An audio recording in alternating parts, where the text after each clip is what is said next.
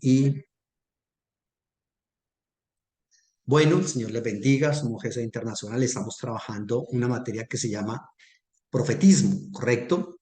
Y del profetismo hemos estado hablando de diferentes métodos pedagógicos que utilizaron los profetas para dar a conocer su mensaje. Este tema es bastante interesante porque precisamente se trata de buscar estrategias para que nuestro mensaje sea escuchado. Y los profetas en eso fueron unos campeones, porque definitivamente hicieron muchas cosas muy interesantes al respecto. Y entre ellas hemos estado hablando que los profetas eh, hicieron una cosa que se llama, o utilizaron poesía para dar a conocer su mensaje, profecías de salvación, profecías de condenación, utilizaron relatos biográficos y autobiográficos, utilizaron doxologías, confesiones, utilizaron parábolas, ¿correcto? También utilizaron acciones simbólicas, ayes, una cosa que llama el RIP, que es un pleito, un litigio, un sensus plenior, ¿correcto? Y profecías de juicio a las naciones extranjeras, profecías de salvación a Israel, en fin, muchas cosas utilizaron ellos para dar a conocer su mensaje. Una de esas son las famosas acciones simbólicas. Se las mencionó en la clase anterior y dije que hoy vamos a trabajar ese tema porque es bastante interesante esas acciones simbólicas que hacen los profetas. Básicamente, una acción simbólica en el profetismo es como una profecía actuada. Los profetas, mejor dicho, si hubiesen habido premios Oscar en esa época, se ganan un Oscar porque definitivamente eran muy buenos. Y hemos venido hablando cómo en cada uno de estos métodos pedagógicos les he mencionado un profeta diferente, porque cada profeta tenía como esas, digamos, posibilidades eh, y maneras de dar a conocer su profecía. ¿Listo? En cuanto a las acciones simbólicas, el que más trabajó esa parte definitivamente fue este personaje Ezequiel, aunque gran parte de los profetas las trabajaron, pero Ezequiel definitivamente se ganó el premio. Pero reitero, vamos a ver varias de estas acciones simbólicas. Estas acciones simbólicas por lo general constan de tres elementos. Primero, hay una orden de parte de Dios, es decir, una orden divina de que, profeta, debes hacer esto, ¿ya? En segundo lugar, está la ejecución de esa orden recibida por Dios. Y en tercer lugar, está la interpretación de esa acción, porque obviamente eran cosas muy locas y muy raras que hacían estas personas, ¿correcto? Entonces, se tenía que decir, bueno, ¿a qué es que se está refiriendo? Profeta, perdón, ¿qué es lo que usted pretende con esta parte? Por ejemplo, está entre las acciones simbólicas eh, Ezequiel, que como les comenté, es un excelente pedagogo en esa área. Ezequiel muere la esposa de él, que según la Biblia dice era la delicia de los ojos de Ezequiel, es decir, Ezequiel, al parecer ella era muy hermosa y Ezequiel la amaba muchísimo, ¿correcto? Sin embargo, la esposa muere y Dios le dice al profeta, no vas a guardar luto por tu esposa. Eso está en Ezequiel capítulo 24, versículo 15, leámoslo. Ezequiel 24, versículo 15 en adelante dice, luego el Señor me dijo, mira, hijo de hombre, en un abrir y cerrar de ojos te arrebataré la luz de tu vida, pero no te lamentes ni llores, que no salgan lágrimas, gime en silencio, como si estuvieras muerto. No guardes el luto acostumbrado, ponte tu turbante y tus zapatos como siempre. No te cubras con velo el bigote ni comas la comida que te traen para consolarte. Mi esposa murió en la noche y en la mañana le avisé al pueblo. A la mañana siguiente hice lo que se me había ordenado. El pueblo me preguntó si le iba a decir lo que significaba todo eso.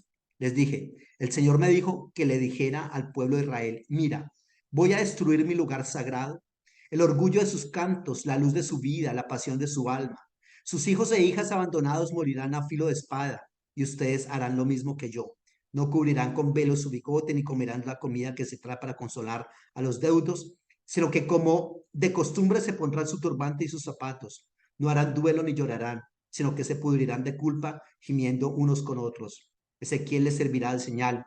Cuando esto suceda, ustedes harán todo lo que él ha hecho, y entonces aprenderán que yo soy el Señor. Entonces, fíjese que esto es una situación bastante fuerte. Perdón, es un proceso muy, muy difícil cuando una persona, eh, cuando una persona se muere el esposo o la esposa, y sobre todo cuando es una esposa o a un esposo al cual se ama muchísimo, ¿correcto? Y lo lógico es que se llore, que se haga lamento, que se guarde un tiempo de luto. Pero en todo ese proceso, el Señor le dice a Ezequiel, no vas a hacer absolutamente nada de eso. En Israel había como unos procesos de duelo sociales, unos procesos sociales bastante interesantes. La gente iba, se acompañaban, llevaban comida, cantaban, compartían algunos alimentos, se recordaba a la persona muerta y todo eso era cuestión de costumbre, ¿no?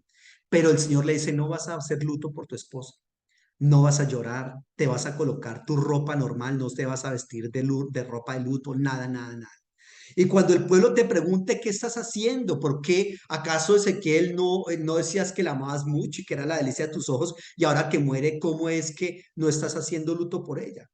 Y entonces el Señor le dice, cuando te digan eso, le vas a decir, es que yo no voy a hacer luto por ustedes. Ustedes van a perder lo que más aman, el templo, era lo que ellos, el lugar más sagrado para ellos. Pero aparte del templo, también eran sus hijos, sus hijas, sus esposos y esposas, y no iban a poder hacer, no iban a poder hacer luto por sus seres queridos. ¿Qué luto iban a hacer si estaban viendo que el rey Nabucodonosor con su ejército estaba matando a sus esposos, esposas, hijos, padres, etcétera?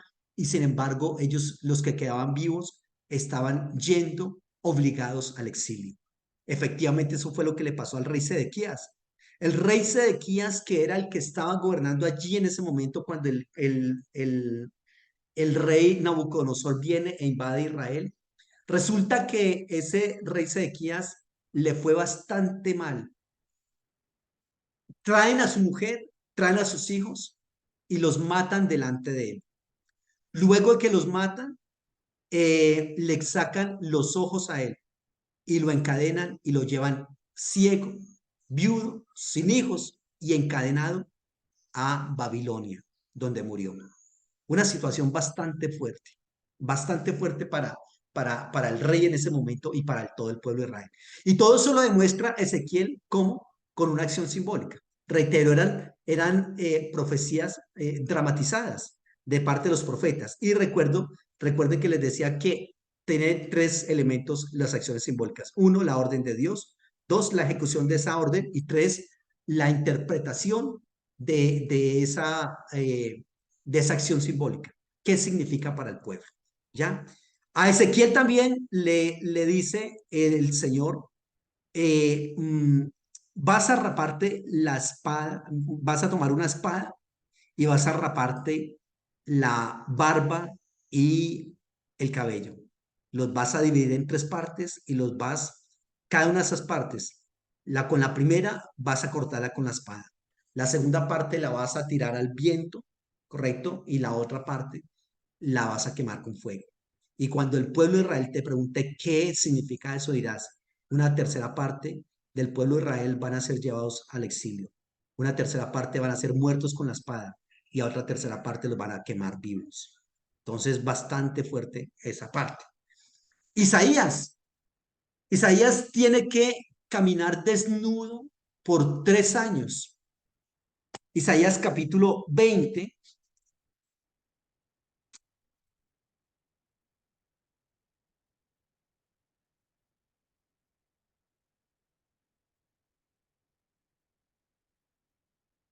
Isaías capítulo 20 del 1 al 6.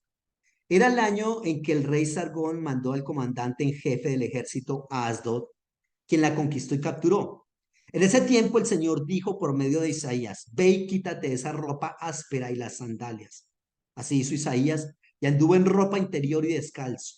El Señor dijo, así como mi siervo Isaías ha andado por 3 años en ropa interior y descalzo, como señal y simbolismo para Siria y Etiopía, de igual forma para vergüenza de Egipto, el rey de Asiria tomará prisioneros de Egipto y desterrará de Etiopía jóvenes y viejos, desnudos y descalzos y con las nalgas descubiertas. Así, los que tienen sus esperanzas puestas en Etiopía y en la arrogancia de Egipto quedarán desmoralizados. Aquí es algo bastante fuerte, esta parte. El Señor le dice que aquí hay una discusión entre los eruditos de hasta qué punto estaba desnudo Isaías, porque ellos tenían varias ropas encima, tal cual nosotros también. Una cosa es entonces, de pronto obviamente ellos utilizaban era túnicas, pero haga de cuenta, es como si el Señor le dijera, quítate los interiores, perdón, el pantalón y vas a andar en interiores, que eso ya sería una afrenta tremenda. Les recuerdo que Isaías era un profeta cortesano, es decir, era un profeta que, que, que iba a la corte, haga de cuenta, es como ir al Congreso en la actualidad, ¿correcto? Al Senado, a la Cámara de Representantes, todos los días a trabajar allá. Y que allá le dijera a Dios, no, hágame el favor, se va, pero se va sin ropa, sin pantalón, ¿ya? Otros van a decir que no solamente el pantalón, sino que incluso desnudo, porque es que aquí lo que él le quiere decir, según dice en el versículo 4, de igual forma para vergüenza de Egipto, el rey de Asiria tomará prisioneros de Egipto y desterrará de Etiopía a jóvenes y viejos desnudos, descalzos y con las nalgas descubiertas. En la historia, nosotros sabemos que cuando se quiere humillar a un ser humano, desnúdelo. Se ha visto esa cantidad de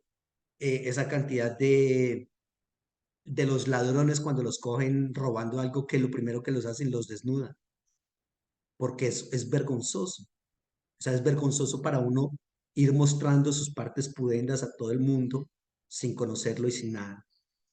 Y cuando los llevaban al exilio, a las personas que llevaban al exilio los llevaban por lo general desnudos, como vergüenza. Y obviamente una persona así no lucha, está a merced de los otros porque está avergonzado. Entonces, no se ha podido definir, ni se podrá definir tampoco porque no estábamos allá para decir, hola, sí, con las nalgas al aire, ¿correcto? O si fue solamente que se quitara el pantalón, pero aún así, aunque solamente fuera el pantalón, era una vergüenza muy grande. E Isaías tuvo que caminar y no fue una semana ni dos, fueron 3 años caminando desnudo para que, para darle un mensaje a Egipto y a Etiopía. Sin embargo, no se arrepintieron tampoco, ¿ya? Entonces, ahí es otra escena bastante fuerte. A Jeremías, a Jeremías se le impide, se le obliga a que renuncie al matrimonio. Dios le dice abiertamente a Jeremías, mi hijo, no te vas a casar en este lugar, no vas a tener hijos en este lugar o a engendrar hijos en este lugar, porque la situación que viene para Israel es muy fuerte y Jeremías no se pudo casar. Mire lo que dice Jeremías 16, del 1 en adelante. Luego recibiste mensaje del Señor, no te casarás, ni tendrás hijos ni hijas en este lugar. Esto dice el Señor acerca de los hijos e hijas que nacen en este lugar, sobre las madres que los traen al mundo y sobre los padres que los engendran. Ellos morirán de muchas enfermedades y no habrá nadie que los llore ni nadie que los entierre. Serán como estiércol sobre la tierra, morirán en la tierra y morirán de hambre. Sus cuerpos serán comida de las aves del cielo y de los animales de la tierra. Aquí está otro tema bien interesante. Imagínense cuántas personas le preguntarían durante su vida a Jeremías, que veían que Jeremías ya estaba bastante crecidito, grande ya en época de casarse. Mijo, ¿te vas a casar? Mijo, ya miraste la mujer, ¿cuál te gusta? Podemos hacer un arreglo con los papás para que te cases con ella. No, yo no me voy a casar, papá. ¿Cómo que no te vas a casar, mijo? ¿Por qué no te vas a casar si esa es la costumbre de nosotros? Esa es la ley de la vida, casarse, engendrar hijos. que lleven su nombre, etcétera, etcétera. No, no me voy a casar porque Dios me dijo que no me case y que no engendre hijos en este lugar, porque los que se casen y engendren hijos van a pasarla muy mal, porque esos niños van a terminar terriblemente mal, ¿correcto? Van a terminar muertos de maneras bastante viles. Mira lo que dice el 4. Ellos morirán de muchas enfermedades y no habrá nadie que los llore ni nadie que los entierre. Serán como estiércol sobre la tierra. Morirán en la guerra y morirán de hambre. Sus cuerpos serán comida de las aves del cielo y de los animales de la tierra. Bastante fuerte este aspecto acá. Esa es otra acción simbólica de parte de el profeta Isaías en este caso. Otra acción bastante fuerte es el matrimonio de Oseas. Recordarán ustedes, el matrimonio al cual el Señor manda a Oseas, consíguete una mujer ramera y ten hijos de fornicación con ella. O sea, bastante lamentable. Ahora, Gomer, que era la esposa de Oseas, allí hay varias situaciones que se están dando porque algunos dicen, bueno, realmente no era que fuera la prostituta que se va a buscar cliente, a parcharse en una esquina buscando clientes, no. Gomer era una prostituta sagrada, eso se llama una hieródula. Gomer era una servidora del dios Baal, ¿correcto? Y las servidoras de esos dioses, como eran religiones bastante sexuales, el sistema de santificación y de purificación de la religión baalística era sexual. Una persona, hombre o mujer, llegaba a donde el sacerdote de Baal y le decía, pequé, de acuerdo al pecado que para ellos era pecado, ¿correcto? Y entonces el sacerdote le decía, qué vaina, mijo. Pues le cuento que tiene que hacer una penitencia para lograr el perdón de Baal. Pero la penitencia era, ¿ve usted ese grupo de mujeres y de hombres que están allá? ¿A usted como que le gusta? ¿Le gustan las mujeres o le gustan los hombres? Y entonces la persona decía, no, pues a mí me gusta tal. Vaya, búsquela, tenga sexo con ella, páguele. Y la hieródula, ¿correcto? Traía el pago de, ese, de esa relación sexual, la traía como diezmo al templo. ¿Ya? Entonces eran sacerdotisas o sacerdotes. Cuando la Biblia habla de sodomitas, ¿correcto? No, no se refiere al travesti que se viste de hombre en la noche y sale a buscar clientes y eso no, no son esa clase de travesti. Los travestis son, en la Biblia, perdón, los sodomitas en la Biblia son esos personajes que son sacerdotes de religiones paganas como religiones baalísticas, religión de Baal, de Quemos, de Moloch, ¿correcto? De Kitim, que eran dioses mesopotámicos, cananeos. Y entonces ellos tenían sexo con sus feligreses para perdón de los pecados, ¿ya? Y a eso es a lo que se refiere. Y la mujer de Oseas era una de esas hieródolas, ¿correcto? Y el Señor le dice a él, cásate con esta mujer y ten hijos de prostitución con ella. Cada uno de los hijos del profeta termina siendo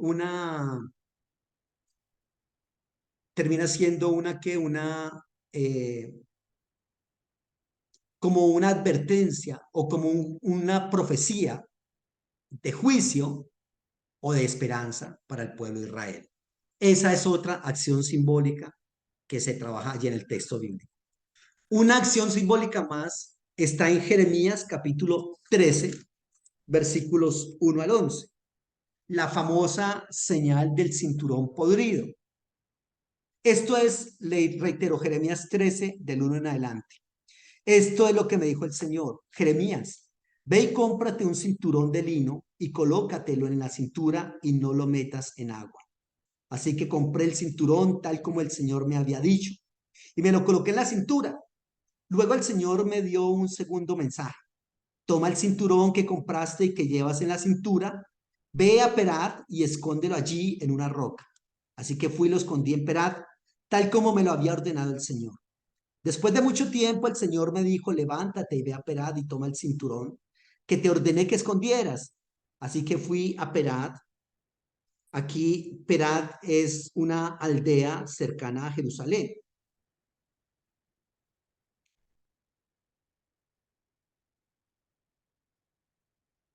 Pero algunos dicen eso, pero también es una referencia al río Éufrates. Yo creo más que es una referencia al río Éufrates. Ya les digo por qué. Dice que así que fui y escondí en Perat tal como me lo había ordenado el Señor. Después de mucho tiempo el Señor me dijo, levántate y ve y toma el cinturón que te ordené que escondieras. Así que fui a Perat, cavé y saqué el cinturón del lugar donde lo había escondido. El cinturón ya estaba podrido y no servía para nada. Entonces el Señor me dijo este mensaje. Esto dice el Señor. Así como destruí este cinturón, destruiré el esplendor de Judá y de Jerusalén. Pueblo perverso que se niega a escuchar mis palabras y que se guía por la terquedad de su corazón perverso. Se ha ido tras otros dioses para servirles y adorarles. Es como este cinturón que no sirve para nada. Así como uno se ajusta el cinturón a la cintura, así dice que todo el pueblo real de Judá se ajustara a mí, dice el Señor. Yo quería que ellos fueran mi pueblo y me dieran fama, honor y gloria, pero no me obedecieron. Este es bastante interesante. No creo que ese tal Perat sea una pequeña aldea cerca de Jerusalén, no. En otras Biblias no habla de Perat, sino que habla del río Éufrates. Creo que es más por ese lado, porque el pueblo de Israel, recordemos que fue llevado a Babilonia, ¿correcto? Del exilio a Babilonia. Y el río más importante de Babilonia era el río Éufrates. Entonces, lo más obvio es que si el Señor quiere prevenir al pueblo diciéndoles que van a ser llevados al exilio, a Babilonia, lo más adecuado entonces es que él le hubiese dicho al profeta, vaya y esconda ese cinturón allá en el río Éufrates, porque es allá donde los voy a hacer transportar, es allá donde van a ir al exilio, allá en Babilonia. Entonces esto es bastante interesante por esa parte. Ya, y recordemos que de donde está este personaje,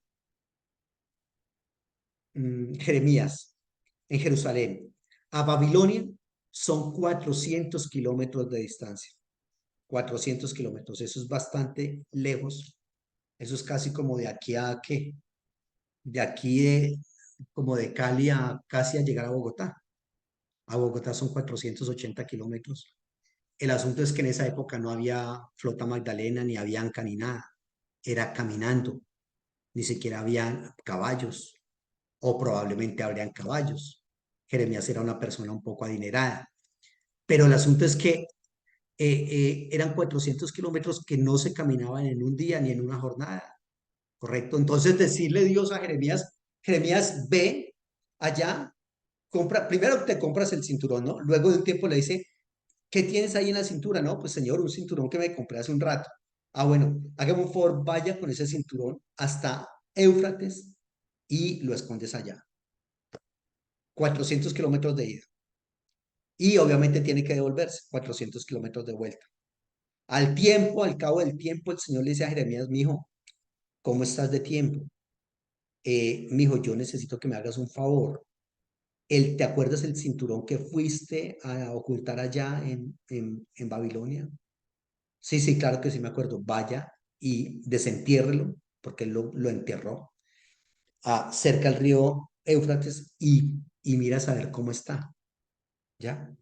Y entonces efectivamente hace eso este personaje. Pero resulta que el cinturón estaba totalmente destruido, ¿ya? ¿Y cuál es el mensaje? Así como este cinturón está podrido, así voy a hacer que ustedes, Judá y Jerusalén, se pudran, ¿ya? Porque he estado enviándoles mensajeros y no han querido hacer la voluntad del Señor. Ese es el mensaje de esa acción simbólica allí.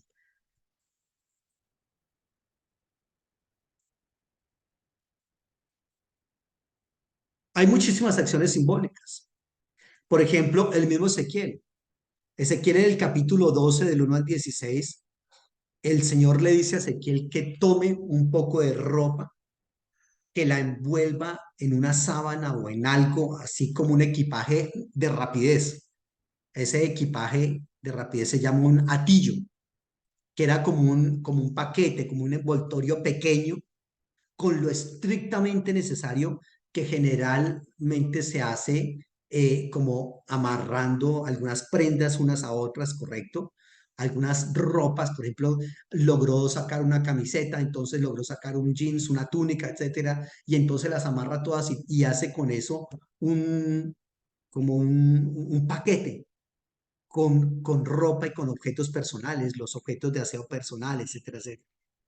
Y el Señor le dice a Ezequiel que haga ese atillo allí, ese atado allí de ropa y de artículos, objetos personales, y que abra un hueco en la pared, ¿ya? Vas a abrir un hueco en la pared, ¿correcto? Y vas a salir por ese hueco de la pared con los ojos vendados, ¿ya? Entonces estaba planteando eso para decirle, sobre todo en ese momento, al rey, como les comento, al rey Sedequías, que era mejor que se arrepintiera porque si no, mire lo que le va a pasar. Efectivamente, eso fue lo que pasó. Como ya les comentaba, lo que pasó con el rey Ezequiel, que hicieron toda esta parte allí, ¿ya? Entonces, esas acciones simbólicas tienen la misión de explicar de manera bastante gráfica alguna cosa, un mensaje que Dios les había dado, ¿ya? Y necesitaba ser explicada para que ellos entendieran muy bien qué era lo que estaba pasando. Entonces, las acciones simbólicas son como una especie de palabra hablada que posteriormente se dramatiza. Las acciones simbólicas son una palabra que se convierte en hecho. La palabra, el término para palabra en el hebreo es el término dabar, dabar. Y dabar significa precisamente palabra, ¿correcto? Pero dabar también significa hecho o suceso. Y entonces allí se va a trabajar ese suceso, ¿ya? Entonces, esta parte es bastante interesante allí, porque Dios le motiva y le dice, le manda al profeta que haga cada una de esas acciones simbólicas. ¿Tienen alguna pregunta, aporte, comentario de estas acciones simbólicas?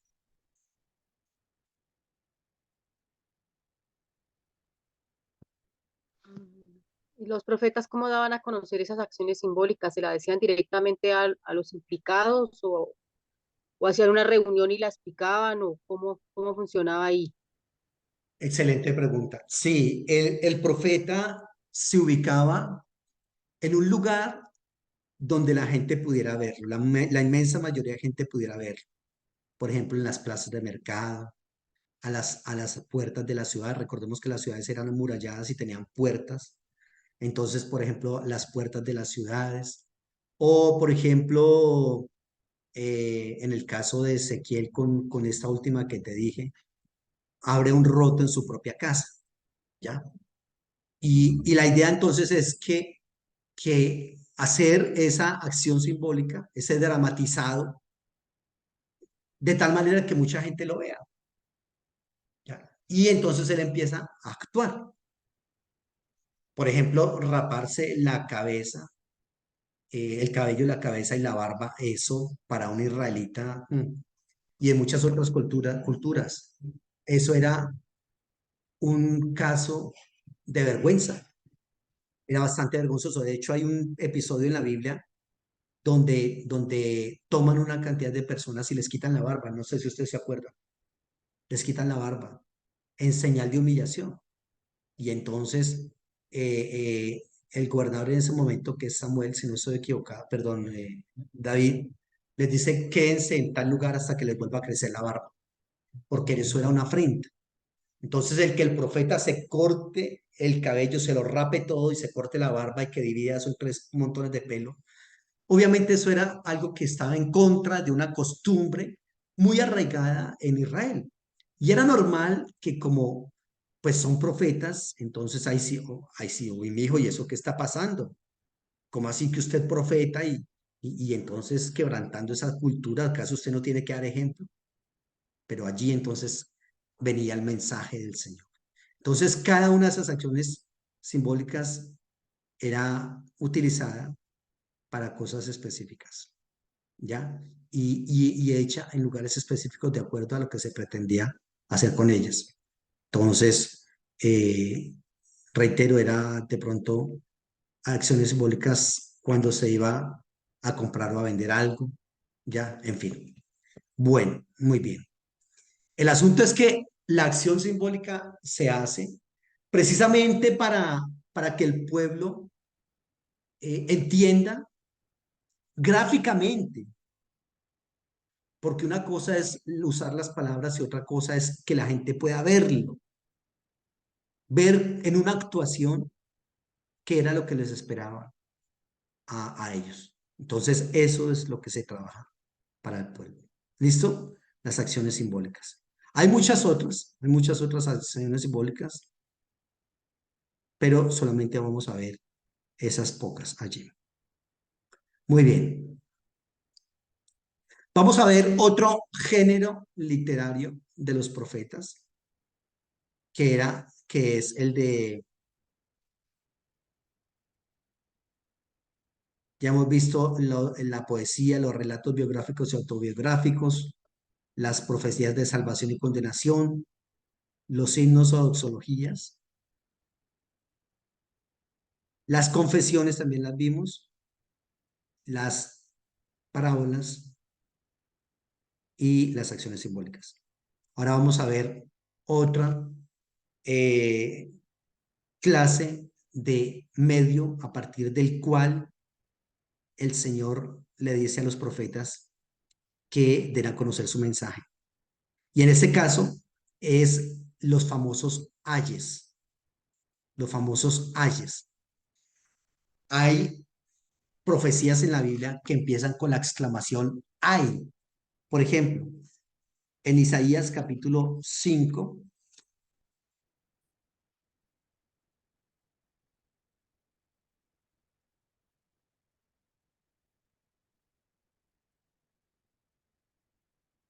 Isaías capítulo 5, versículo 8 en adelante,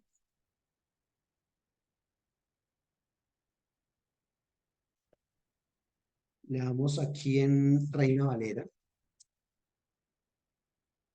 Si alguien la tiene, por favor, ayúdenme a leerla. Isaías 5, del 8 en adelante.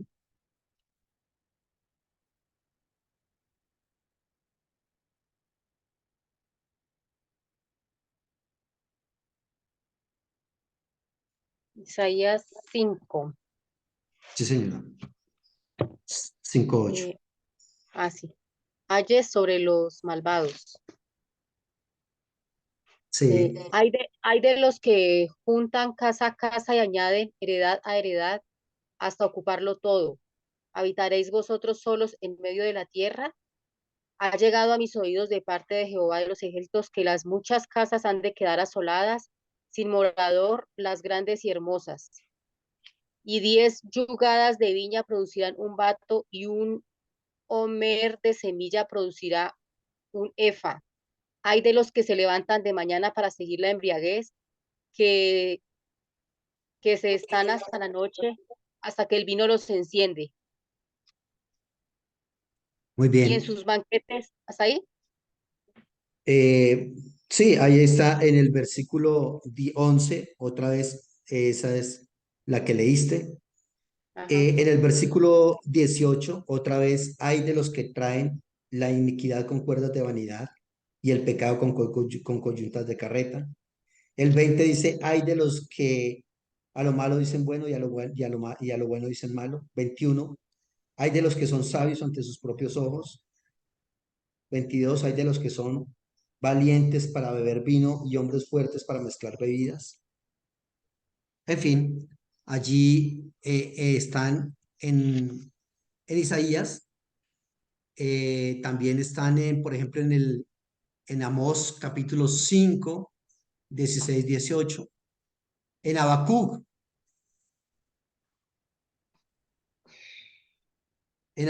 capítulo 2, versículo 6 al 8.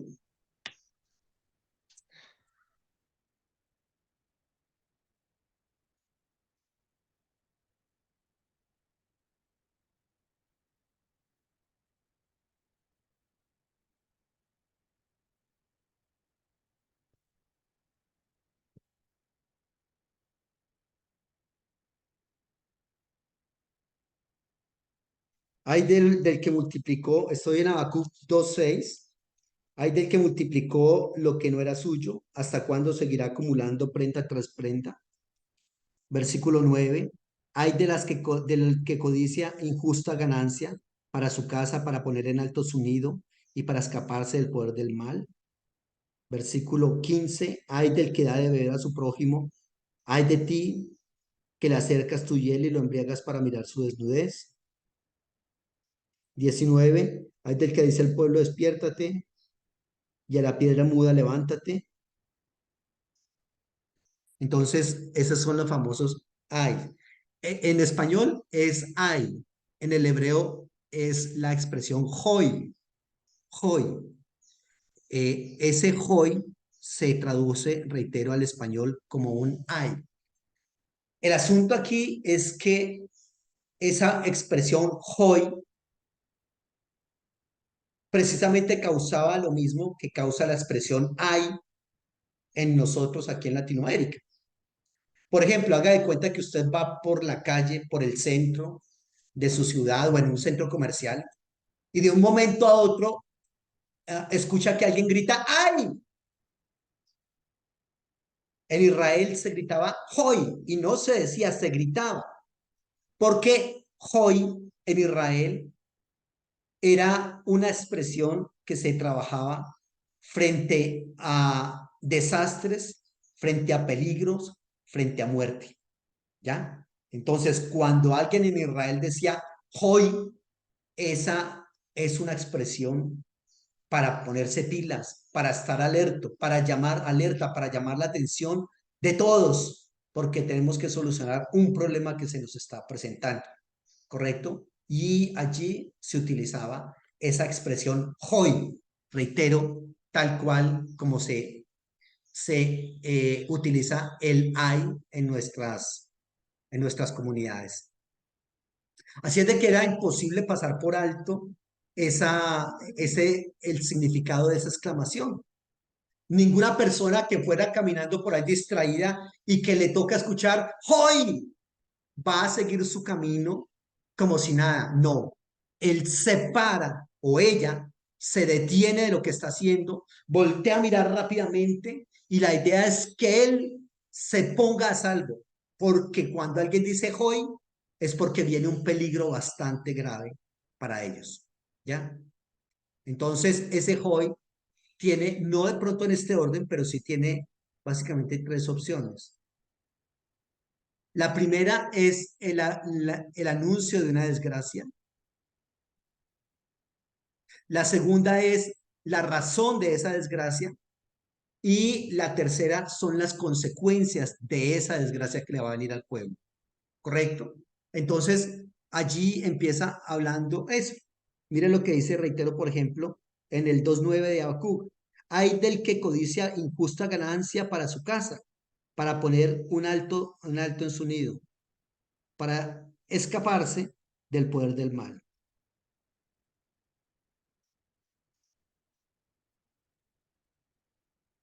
En el versículo 12, estoy hablando de Habacuc 2:12, dice, hay del que edifica con sangre la ciudad y del que la funda sobre el temor. Bueno, esas entonces son los famosos hay. Esos hay también pasan al Nuevo Testamento, cuando Jesucristo dice, hay de ti, Corazín, hay de ti, Betsaida, por ejemplo, ¿ya? Entonces, reitero, en el hebreo es el ay, es el hoy, y que esa misma exclamación en la época de Jesucristo también se está dando, ¿ya? Ah,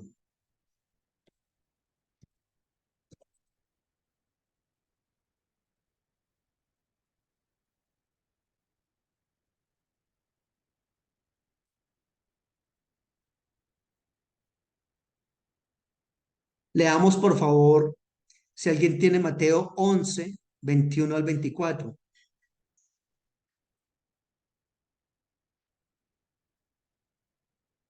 Mateo 11,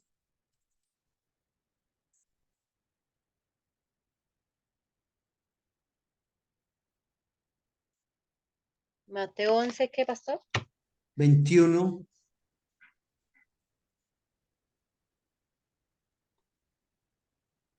Ay de ti, Corazín, ay de ti, Betsaida, porque si en Tiro y en Sidón se hubieran hecho los milagros que han sido hechos en vosotras, tiempo ha que se hubieran arrepentido en silicio y en ceniza.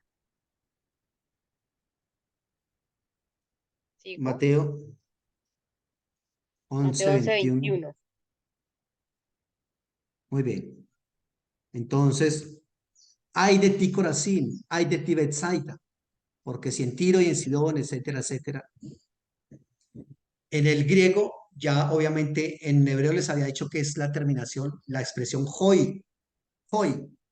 En el griego es la expresión guay, guay, pero era una expresión, reitero, que era de bastante preocupación para los que la escuchaban, ¿ya? Esos son los famosos ayes, que reitero, anuncian una desgracia, explican la razón de la desgracia y las consecuencias de esa desgracia que ellos llevaron a cabo.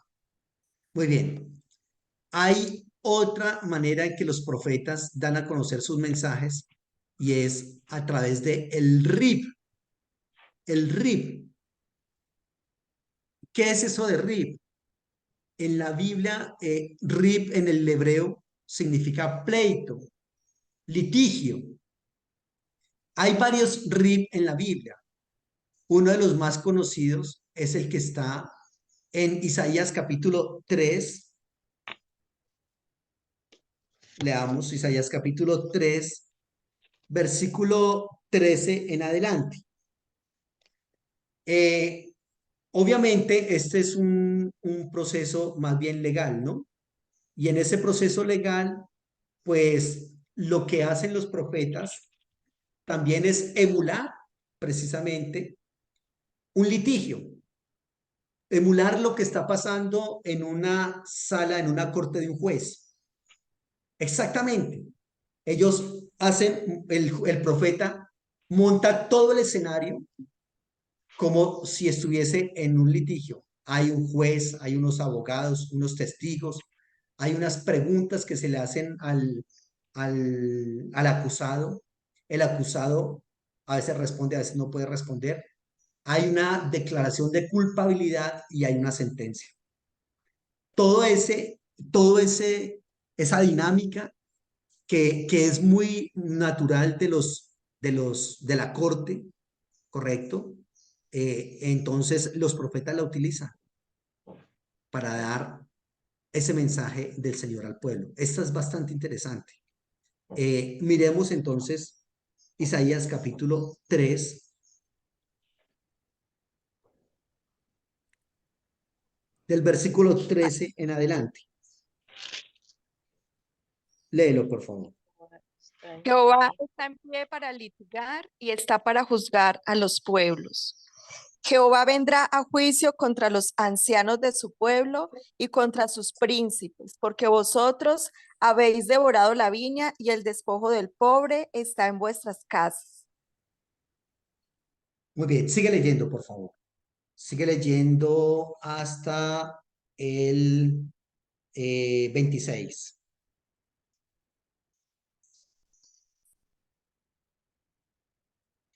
Tienes el micrófono apagado. Allá.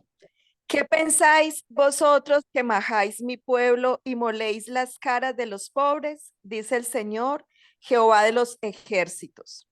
Asimismo dice Jehová, por cuanto las hijas de Sión se ensorbe, ensober- Ensoberbecen. ensoberbecen y andan con cuello erguido y con ojos desvergonzados cuando andan van danzando y haciendo con los pies. Por tanto, el Señor raerá la cabeza de las hijas de Sión y Jehová descubrirá sus vergüenzas. Aquel día quitará el Señor el atavío del calzado, las redecillas, las lunetas, los collares, los pendientes y los brazaletes, las cofias, los atavíos de las piernas, los partidores del pelo, los pomitos de olor y los zarcillos. ¿Sigo? Hasta ahí está bien, gracias. Entonces, fíjense que hay aquí lo que se conoce como el RIP. A eso se le ha llamado un RIP. ¿Listo? Y como les comentaba, lo que hace el profeta es emular todo lo que pasa en un pleito, en un litigio. La palabra RIP se traduce al español como pleito. Por eso dice, el Señor tiene pleito con su pueblo. Así empieza diciendo este litigio. El Señor tiene pleito con el pueblo en el versículo 13. Ah, Jehová está en pie para litigar.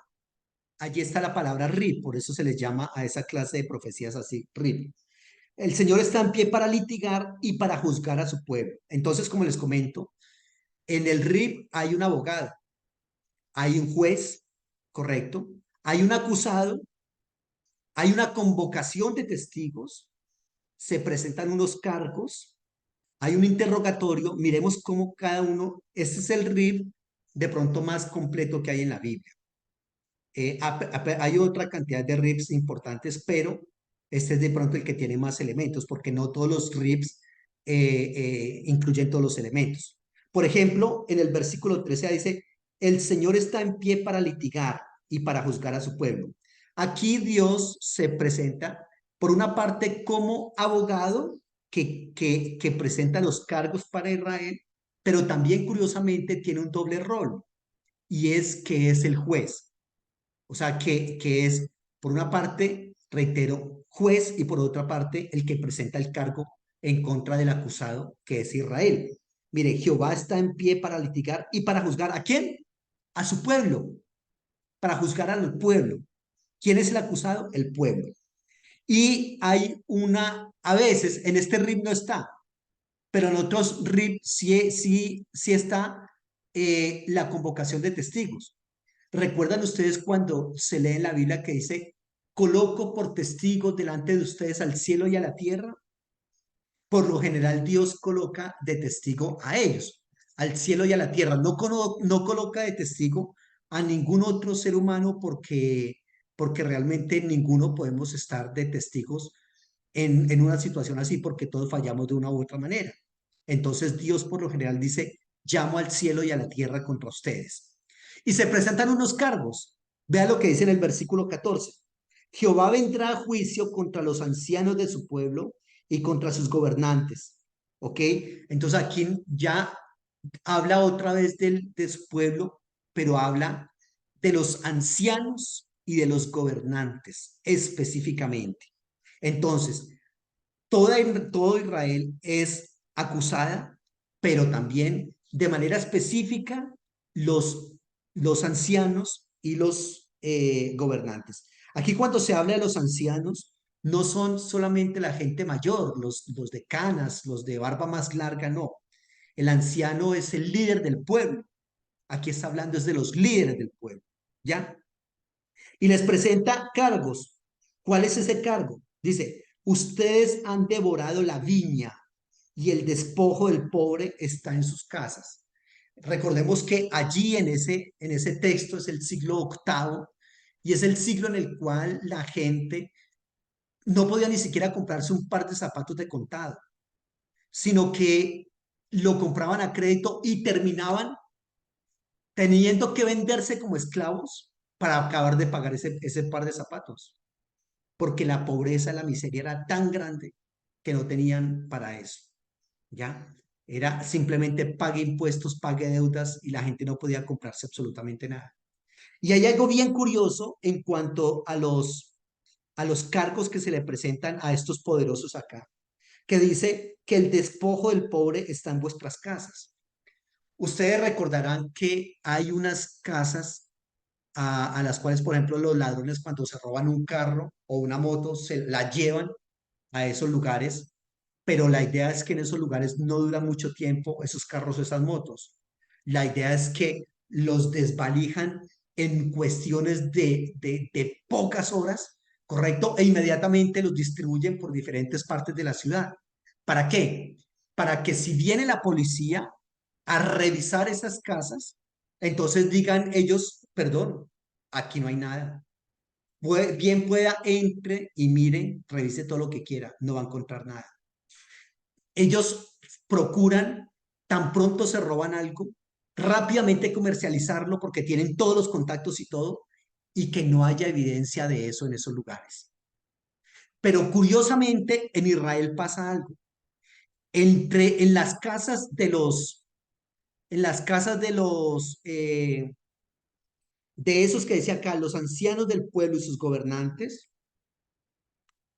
ellos le habían quitado sus cosas, sus propiedades, todos sus artículos a los pobres y los tenían en la casa de ellos. Estaban tan descarados que no les interesaba buscar otro lugar rápidamente para sacar eso. ¿Cómo me deshago de eso rápidamente? No. Estaban tan acostumbrados a robar, tenían a la policía a favor de ellos, a los jueces a favor de ellos, porque los jueces eran penales, de tal manera que lo que le habían quitado al pobre estaba ahí. Todo el mundo venía y decía, ah, sí, eso era de tal persona. Y en lugar de cuando veían el despojo del pobre en la casa del rico y decían, eso era de tal persona, en lugar de llamarle la atención al rico, le decían, es que usted sí es mucha abeja, ¿no? Usted sí definitivamente es un as para los negocios, hola. Lo felicito porque le quitó eso a ese pobre miserable. Y entonces eso le enoja enormemente a Dios, porque ni siquiera tienen la, la, de pronto, la, como esa precaución de que cuidado que nos descubren, sino que sencillamente, ¿qué me importa que descubran? ¿Quién me va a hacer algo aquí? Yo aquí estoy definitivamente tengo a las autoridades a mi favor, no me va a pasar nada. Viene a mi mente en este momento, ¿recuerdan ustedes la famosa narcohacienda que se descubrió de un embajador de Colombia? Creo que era en Uruguay o Paraguay. Eso fue hace como el año pasado. Eh, una hacienda donde se procesaba cocaína, siendo de propiedad de una persona, de un embajador, un funcionario del gobierno. Y obviamente él estaba fresco, porque finalmente si eso lo descubren, ¿quién me va a hacer algo a mí? Ah, todos están a mi favor, los poderosos. Y efectivamente eso pasó. Descubrieron y él se lavó las manos diciendo, qué pena, yo hace mucho tiempo no voy por allá, yo le arrendé eso a un señor allá que me la cuidara, este sinvergüenza fue el que hizo convenio con ellos y yo no tengo nada que ver, listo. Como todo en Colombia, no pasa nada. ¿Qué pasó con los 70.000 millones de los que cerró esta señora Budinen, que era para el internet de los muchachos en la pandemia? Nada. ¿Qué pasó con la Ruta del Sol en Colombia? Nada. ¿Qué pasó con Odebrecht en Colombia, donde están untados todos los más poderosos? Nada. ¿Qué pasa con los peajes en Colombia? Que es una cosa impresionante. De aquí a Bogotá se gasta más en peajes que en gasolina, ¿correcto? Porque hay 10 peajes acá. La ley dice que no puede haber un peaje menos de 100 metros de distancia el uno del otro. Y de aquí a Colombia, de aquí a Bogotá hay menos de 500 kilómetros y hay 10 peajes. Eso significa que tenemos un peaje cada 50 kilómetros, ¿ya? Solamente hablando de esto. Y hay una cantidad de peajes por todo el mundo, más de 150 peajes. Pero ¿qué pasa? No pasa nada. No pasa nada. ¿Dónde están esos dineros? En los bancos del señor dueño de Colombia. Pero él es fresco. Él no se preocupa de eso porque nadie le va a decir nada porque él manda a todo el mundo. ¿Sí ve? Así funcionan las cosas. Y así funcionaban en este siglo octavo. Pero el Señor dice, ojo, ustedes no se han dado cuenta que yo estoy a favor del huérfano, del pobre, de la viuda, del desamparado, que soy la voz del que tiene voz. Ustedes no se han dado cuenta de eso. Entonces le presenta esos cargos y viene después un interrogatorio, tal cual como en un juzgado. El interrogatorio está en el versículo 15. ¿Qué piensan ustedes que trituran a mi pueblo y que mueren las casas de los pobres? ¿Ya? O sea, con esa frase ya les descubre todo lo que están haciendo. Ustedes metieron al pobre como en una trituradora para exprimirle lo que más pueda exprimirle. ¿Correcto? Y ese es el interrogatorio. Obviamente no se espera de este interrogatorio que estas personas tengan la posibilidad de, tengan la posibilidad de defenderse, porque la idea es que cuando estén delante del trono del Señor, olvídese que allí no hay palabras de nada. Nadie podrá estar en pie delante del Señor. ¿Ya? Entonces no hay una respuesta a estas personas. Y hay una declaración de culpabilidad de los acusados en el versículo 16. Asimismo, el Señor dice, por cuanto las hijas de Sión se ensoberbecen y andan con el cuello erguido y ojos desvergonzados, que caminan como si danzaran haciendo sonar los adornos de los pies. Aquí, curiosamente, mire, empieza hablando del pueblo de Israel. Luego habla de los ancianos y de los poderosos, ¿correcto? Eh, pero luego la condena termina siendo para las mujeres. Es decir, y de pronto alguien dirá, no, pero ¿cómo así? ¿Por qué para las mujeres sola? Les recuerdo que en el siglo octavo, las más perversas de todas eran las mujeres.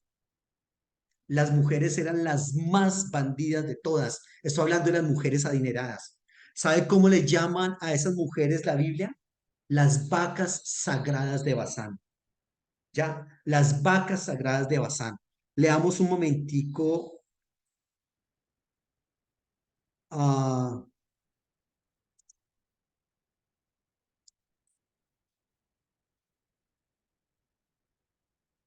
Amós capítulo 4, versículo 1.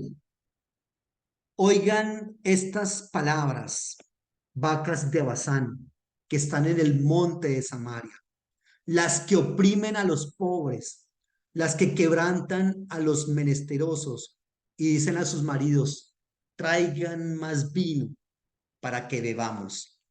Esta es bastante fuerte, esta palabra. Esas vacas de Basán eran las mujeres adineradas y poderosas de Israel. En la Biblia, Basán es eh, reconocido por, por su ganado. Usted recordará que el salmista dice, fuertes toros de Basán me han rodeado. El ganado de Basán era el mejor de todos los ganados. Era el más fuerte, el más robusto, el que más carne daba. Y las vacas las que más carne y leche daban. ¿Correcto? Entonces, compara a las mujeres adineradas de Samaria con las vacas de Basán. Y les dice, ustedes oprimen a los pobres. Eran las que más les oprimían, las que más oprimían a los pobres, las que más quebrantaban a los menesterosos, dice el texto bíblico.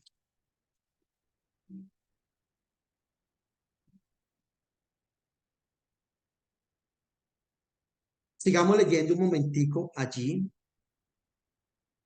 668. Dice, escuchen este mensaje, vacas gordas de Basán que viven en el monte de Samaria. Ustedes maltratan a la gente pobre ustedes pisotean a los necesitados. Ustedes les dicen a sus maridos, tráiganme un trago, por favor. El Señor Dios prometió por su santidad. Ojo, vendrán tiempos muy difíciles para ustedes. La gente se las llevará con ganchos y a sus hijos los llevarán con anzuelos. Una tras otra saldrá de la ciudad por agujeros de las paredes y las echarán a todas hacia el monte Hermón. El Señor dice eso. Aquí esta traducción no es tan buena en esta parte, porque lo que dice aquí que a sus hijos los llevarán con anzuelos, realmente no es que a los hijos los fueran a llevar así, que efectivamente los llevaron, pero a lo que se refiere acá es que eran vacas o son comparadas con las vacas y a las vacas de Bazán, como eran vacas con muchísima carne y toda esta parte acá de lo que sería como las caderas, como el trasero, las vacas, todo eso, era tremendamente abultado. Entonces, cuando iban a matar a una vaca de esas, las cogían y les metían un gancho allí, en esa parte que representaría algo así como las caderas y como los glúteos, les metían un gancho allí y desde allí las arrastraban para llevarlas al matadero. Allí lo que el Señor les está diciendo, así como agarran las vacas de Bazán para matarlas, así también van a hacer con ustedes. Resulta que las mujeres a estas que se les dice acá las vacas de Bazán, lo que hacían, dirán ustedes qué hacían. Bueno, ellas vivían una vida de lujos, pero lujos estrafalarios. Tenían peines de oro, dormían en camas de marfil, tenían una cantidad de lujos enorme. O sea, lo más pingüe del consumo lo podían consumir ellas, en ropa, en muebles, en telas, en absolutamente en manjares. Y eso no es el problema, es decir, si Dios le da la oportunidad a una persona de tener dinero, justamente, bien a vida, sin explotar, sin robar, sin defraudar, amén, genial. El problema es cómo han conseguido ese dinero ellas. ¿Sabe cómo lo habían conseguido? Eso de los gota a gota no es de la actualidad. Eso no se dio ahorita. Eso de los gota a gota se dio, en esa época había gota a gotas, que ellas eran las gota a gotas. Entonces venía un señor en la mañana, un muy pobre, le decía, buenas, mire, lo que pasa es que necesito que haga el favor, me preste algo de dinero porque yo necesito trabajar para darle algo a mi familia. Ella decía, claro que sí, con muchísimo gusto. Hasta ahí, genial que alguien, si uno le pide plata prestada a uno y uno tiene, dársela, prestársela. ¿Correcto? El problema eran los altos intereses que ellas cobraban por eso. Entonces, si le decían, listo, ¿cuánto necesita? No, présteme 100.000 pesitos. Ah, bueno, pero recuerde, en la tarde viene y me deja 150.000, ¿oyó? Era un interés exacerbado, algo loco y lógico. Y el pobre, como necesitaba trabajar, pues entonces le decía, sí, listo, con mucho gusto. Entonces ella le daba los 100.000 pesos, tenía que irse a matar todo el día porque tenía en la tarde que devolverle los 150.000 pesos más lo que tenía que conseguir para su familia, ¿correcto? Para no dejar aguantando hambre a su familia. Y ellas, entonces le decía a mi hijo, pero usted sabe cómo está la cosa por acá, yo qué pena decirle, pero necesito que usted me dé algo de garantía, una prenda de garantía para, para, para, para yo saber y tener la seguridad de que usted sí me va a traer la plata. Y entonces ellos le tenían que dejar la túnica o la capa. Ya, el problema es que si no podía pagarles esa plata, pues le debía un poco de plata por una parte y por otra, aguantaban frío toda la noche, frío y hambre, porque esa era la cobija de ellos por la noche. Durante el día era la capa y durante la noche era la cobija con la cual se arropaban del frío. Y aparte de eso, estas señoras tomaban todas esas túnicas, correcto, todas esas capas que le habían tomado como prenda a la gente y se las llevaban a los templos de Jerusalén o a los templos de sus dioses y se reunían todas esas mujeres allá y empezaban a contar las capas. Tengo una, tengo dos, uy, le presté a 15 israelitas, les presté plata para que puedan mantenerse hoy, para que puedan mirar cómo trabajan hoy para conseguir su sustento. Y la otra dice, uy, yo le presté a 10, uy, yo le presté a 20. Y entonces, bebamos, brindemos. Ese traigan vino que le decían ellas a sus maridos, traigan más vino, no era el vino normal, sino que era un vino de libaciones. Un vino como la famosa Santa Cena que se hace en las iglesias o la Eucaristía que se hace en la iglesia católica. Eran vinos de consagrar. Eran vinos sagrados que ellas tomaban diciéndole a los dioses, gracias porque me permites ser buena persona. Gracias porque me permites contribuir para erradicar la necesidad de los pobres. Falso. Lo que hacían era contribuir para que la pobreza fuera cada vez más aguda. Y Dios les dice, yo me he estado dando cuenta de eso. Así que ellas eran las que más patrocinaban a sus maridos en eso. Incluso muchas de ellas tenían maridos que decían, no, pero ¿cómo vamos a hacer eso? No, eso no es correcto. Eso es explotación, eso es subyugación. ¿Y qué le decía la damita de alta sociedad? No sea tan bobo, no sea tan pendejo, hágale. Usted lo que está es ayudando a esa gente, hombre, no que no tienen para comprar, no tienen para negociar. Usted es el que les está ayudando. No, no les estaban ayudando, los estaban explotando. Y por eso el Señor le dice a estas personas, contra ellas viene una cantidad de juicios. No, no son las únicas, porque a los hombres, a los sacerdotes, a los jueces, a los reyes, también les ha dicho en otras partes el juicio que les viene. Pero en el capítulo 3, en este census, en este RIF, que es lo que estamos viendo, en este pleito litigio, es para las mujeres. Y luego de que les dice todo eso, viene la última parte del RIF, que es la parte de la condena. La condena en este caso está del versículo 17 al versículo 26. La condena dice, por eso el Señor cubrirá con sarna la cabeza de las hijas de Sión. El Señor hará que todas ellas queden calvas. Ese día el Señor les quitará todas las joyas, hebillas, diademas, broches, pendientes, pulseras, velos, pañoletas, cadenillas de los pies, cinturones, frasquitos de perfume, amuletos, anillos, argollas para las narices. Vea, eso de los piercing y toda esa vaina, eso ya había mucho tiempo atrás que se daba eso. Ropa elegante, capas, chales, carteras, espejos, telas finas, turbantes, mantillas. En lugar de perfume habrá mal olor. En lugar del fino cinturón, un cordel. En lugar del peinado elegante, una cabeza calva. En lugar del vestido lujoso, ropa burda de luto. En lugar de la belleza, humillación. Tus hombres serán muertos a espada. Tus guerreros morirán en la batalla. Habrá llanto y tristeza a las puertas de la ciudad, la cual estará como una mujer abandonada, sentada en el suelo. Allí está.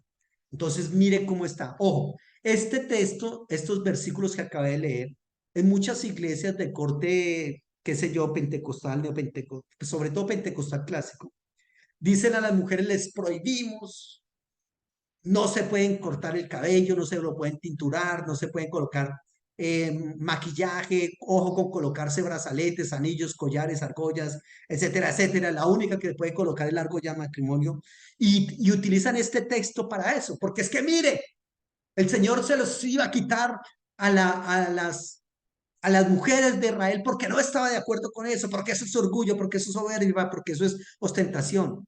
No, no es tanto por ese lado. No es que sea pecado el que usted se maquille si quiere, o el que usted use una cadenita de oro o dos o tres si tiene. No es eso. No es tanto el usarlas. No es tanto el que se compre un perfume del que quiera usted. Es cómo ha conseguido el dinero para darse esos lujos. Eso es lo que el Señor está condenando acá. Todas esas cosas que hablamos, los pendientes, las pulseras, los velos, las pañoletas, las cadenas, los cinturones, los perfumes, los anillos, argollas, etcétera, todo eso era símbolo de prosperidad, de bienestar, de bendición de parte del Señor. Si se hubiese tenido, reitero, de la manera adecuada. Pero como ellas los habían obtenido explotando al pobre, al huérfano y a la viuda, eso es lo que el Todopoderoso le reclama. ¿Sí me hago entender? Y eso es lo que está mal delante del Señor. Entonces, eso se llama un rif, un pleito, un litigio, y los profetas utilizaron esa parte para dar a conocer el mensaje del Todopoderoso para el pueblo. ¿Ya? Entonces, ese fue otro método pedagógico, bastante, reitero, bastante interesante, esa capacidad pedagógica y didáctica que tienen los profetas para trabajar. Muy bien, hablemos de un último método pedagógico o recurso literario allí, que es el famoso sensus plenior. Sensus plenior. Eso de sensus plenior es una expresión en idioma latín que significa sentido pleno. El sentido pleno lo que pretende comunicarnos es que cuando el profeta da una profecía, usualmente es una profecía que es para su momento.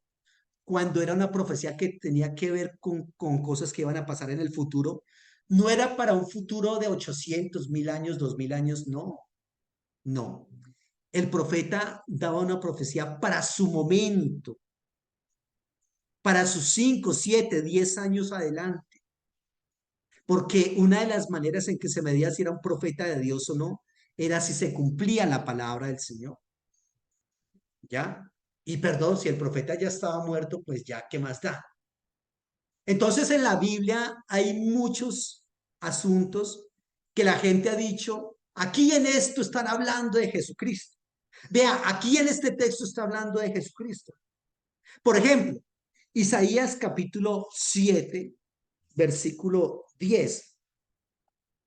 El Señor le dijo a Acaz, pídele al Señor tu Dios una señal en lo profundo del lugar de los muertos o en las alturas de los cielos. Pero Acaz dijo, yo no le voy a pedir nada al Señor. ¿Cómo se le ocurre que lo voy a poner a prueba? Entonces Isaías le dijo, escuchen los de la familia de David. ¿No les basta con agotar la paciencia de los seres humanos? ¿Quieren agotar también la paciencia de Dios? Por tanto, el Señor les dará una señal. Miren, la joven quedará embarazada y dará a luz un hijo, al que llamarán Emanuel. Se alimentará de cuajada con miel hasta que tenga uso de razón. Y antes de que el niño tenga uso de razón, ya la tierra de esos dos reyes, a los que tanto temes, quedará desolada. Pero el Señor traerá un tiempo de angustia contra ti, contra tu pueblo y contra la familia de tu padre, el cual no se ha visto desde que Efraín se separó de Judá. Traerá contra ti al rey de Asiria. Ese día el Señor silbará, etcétera, etcétera. Aquí, usualmente, toda la gente cuando se le dice de quién está hablando ese texto de que la Virgen concebirá y dará a luz un hijo, ole, ¿de quién está hablando ahí? Y todas las iglesias dicen, pues ¿de quién va a ser hombre? Pues de Jesucristo. Claro, de él es que está hablando que la Virgen concebirá y dará a luz un hijo y llamará su nombre Manuel. Pues ¿de quién más? No. Allí, en el momento del profeta, no está hablando de Jesucristo. En el mismo pasaje dice, ojo, porque vienen momentos fuertes sobre ti. Viene el rey de Siria, de Asiria. Eso se dio por allá en el 722 antes de Cristo. Que el rey de Asiria vino y destruyó el reino del norte y vino y quiso invadir el reino del sur. El niño del que está hablando acá es el rey Ezequías. La mamá, la virgen de la que está hablando allí, es la esposa de Acaz. ¿Y sabe por qué le está hablando eso a Acaz y le está diciendo que la virgen va a concebir y va a dar a luz un hijo? Que aquí la verdad no es virgen. Aquí lo que significa es una mujer madura sexualmente. La palabra para virgen en el hebreo es diferente a la que se utiliza acá, sino que traducen de esa manera para hacer una concordancia con lo que se dice en Mateo capítulo 1. ¿Ya?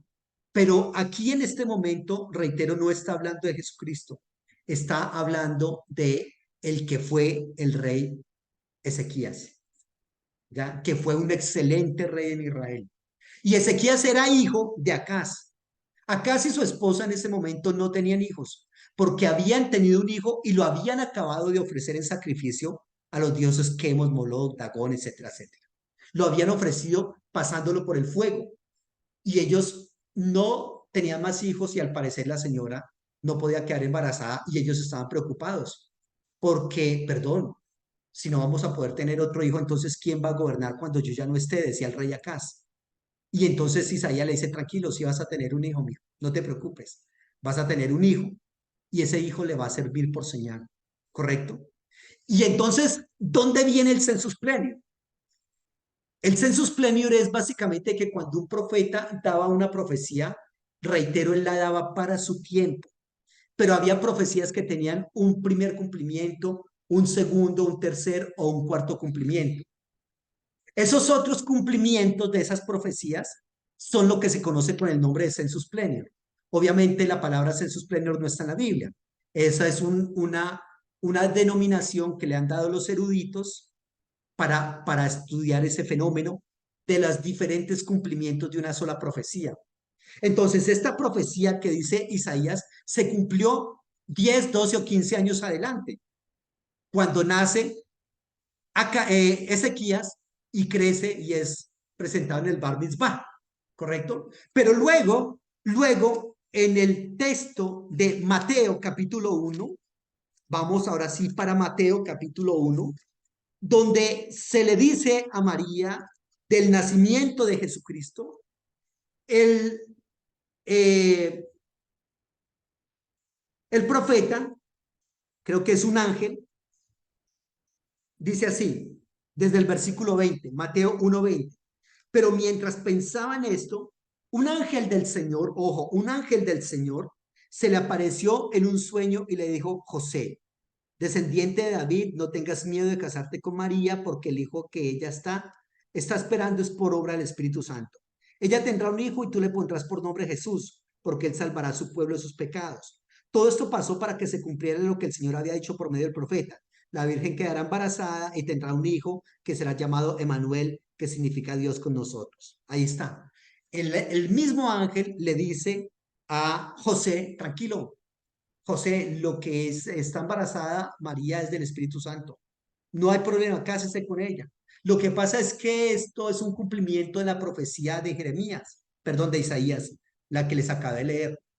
Entonces usted de pronto me dirá, pero perdón, si el mismo ángel del Señor está diciendo que eso era lo que había dicho Isaías y que se estaba cumpliendo acá, entonces usted cómo dice que no es una profecía para 800 años después, porque entre la profecía de Isaías y este cumplimiento en Mateo hay 800 años. Entonces, ¿cómo me dice usted que no es cumplimiento? No, tranquilos. Reitero, lo que Isaías está contando a Acaz se cumplió en la época de Isaías. Pero aunque se cumple allá, en esa época, y el niño que nace es Ezequías, luego esa profecía tiene un segundo cumplimiento en Jesucristo. A eso se le llama sentido pleno, sensus pleno. ¿Listo? Entonces allí esto se da una reinterpretación del texto bíblico donde se le dice, ojo, de eso era que estaban hablando allá. Y acá entonces viene reitero, un segundo cumplimiento. En la Biblia hay profecías que tienen un primer cumplimiento, segundo cumplimiento, tercer cumplimiento, cuarto cumplimiento. Por ejemplo, una famosa frase cuando Dios dice, de Egipto llamé a mi hijo, recordarán ustedes. Pero esa famosa frase que es una profecía de Egipto llamé a mi hijo, se cumple una cantidad de veces. Se cumple inicialmente en Egipto, cuando el pueblo de Israel es sacado de allá, pero también se cumple cuando hay algunos personajes que tienen que ir a Egipto y Dios los vuelve a traer de allá. Y cuando Jesucristo nace y lo están buscando para matarlo y el ángel le dice a José, váyase para Egipto y estése allá hasta que mueran los que quieren matar a Jesús. Y luego, cuando mueren, Jesucristo le dice el ángel a José, José, ya murieron los que pretendían matar al muchacho, váyase otra vez para Israel. Y otra vez vuelve y se cumple esa famosa profecía: de Egipto llamé a mi hijo. Otra profecía que tiene un cumplimiento 3, 4 veces es la famosa profecía de la abominación desoladora de la que habló el profeta Daniel. Recordarán ustedes. La abominación desoladora era que el pueblo de Israel, el anticristo, alguien enemigo de Dios y del enemigo de Israel, se sentaba en el templo de Dios y exigía adoración. El primero que destruyó ese templo fue Nabucodonosor. Allí se dio una abominación desoladora. Luego se reconstruyó ese templo y entonces está la historia de los macabeos, donde liberan ese templo de manos de Antíoco Epifanes.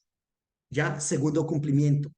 Tercer cumplimiento, en el año 70 después de Cristo, cuando el pueblo de Israel pelea con el imperio asirio y pierde. Y allí otra vez es destruido ese templo y está otra vez la abominación desoladora. Y se espera otro cumplimiento de esa profecía, que es cuando el anticristo se siente en el templo de Dios haciéndose pasar por Dios. Entonces fíjense que ha pasado mínimo 4 veces en la historia esa profecía. A ese fenómeno se le llama sensus plenior. Y cada vez que tiene lugar, cada vez se recuerda esa primera profecía. Aunque esa primera profecía no estaba hablando específicamente del tercero, cuarto o quinto cumplimiento, sino que estaba hablando solamente de ese primer cumplimiento. ¿Yo me estoy haciendo entender en eso que les estoy diciendo? Alguien diría, bueno, perdónenme, y entonces cuando el profeta da su mensaje, su profecía, ¿él es consciente de todos esos cumplimientos de esas profecías? No, no es consciente. Él es consciente solamente de su primer cumplimiento, de su tiempo, de su momento histórico y teológico. Los otros momentos históricos y teológicos, el que es consciente es Dios. Y luego los que lo viven, los que lo experimentan. Pero este primer profeta no se está dando cuenta de que, uy, estoy dando una profecía, hola, y esto está como bueno porque esa profecía se va a cumplir como 4 veces. No, pues estoy ganado yo.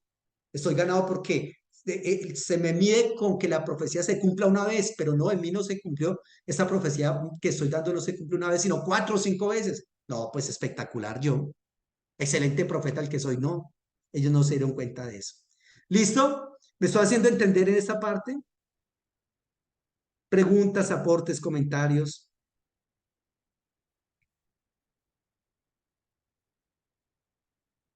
Bueno, esos son entonces los métodos pedagógicos de los profetas. Hay muchos otros, pero voy a terminar con este tema acá para continuar con otro tema la próxima clase. ¿Listo? Entonces, estamos en contacto. El Señor les bendiga, que estén muy bien. Un abrazo. Ha sido un Se les placer estar bendiga. con ustedes. Chao. Cuídense.